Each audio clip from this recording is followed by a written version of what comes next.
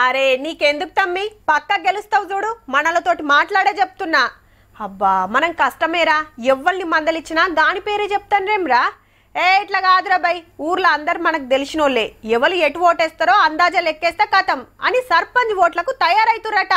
అసలు టైంకు ఎట్లన్నా ఉండని గాని ఇదో తుర్తి మరి.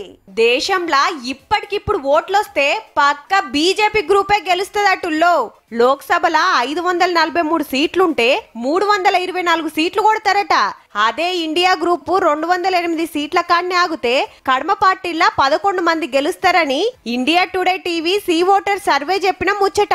జూలై 1 కాంచి 15 ఆగస్టు దాకా అన్ని నియోజకవర్గాల్లో 2 లక్షల మందితోటి మాట్లాడి ఈ లెక్క తీసిరట. అయితే నిరుడు పార్లమెంట్ ఎలక్షన్ల 2 గ్రూపుల నడుమ 59 సీట్ల ఫరాకే ఉంటే ఇప్పుడు డబుల్ అయింది. గమ్మతేందంటే 6 నెలల కిందట కూడా వీళ్ళు సర్వే చేసిన దానికి ఇప్పటికీ ఎన్డీఏకు 19 సీట్లు తగ్గి ఇండియాకు 20 సీట్లు పెరిగినాయి. ఆ సర్వేకు ఈ సర్వేకు నడుమ చూస్తే కాశ్మీర్లా మన టూరిస్టులను టెర్రరిస్టులు చంపుడు, ఆపరేషన్ సింధూర్ చాల్ చేసుడు, అమెరికాలు చెప్పంగానే ఆపేసుడు, గాలు చెప్తే ఊకురుడైందని లొల్లి, దేశంలో ఓట్ల దొంగతనం, బీహార్లో 65 లక్షల మంది ఓట్లు తీసేసుడు, ట్రంప్ గారు ట్యాక్స్ల మీద ట్యాక్స్లేసుడు, ఇట్లా ఎన్నో జరిగినాయి.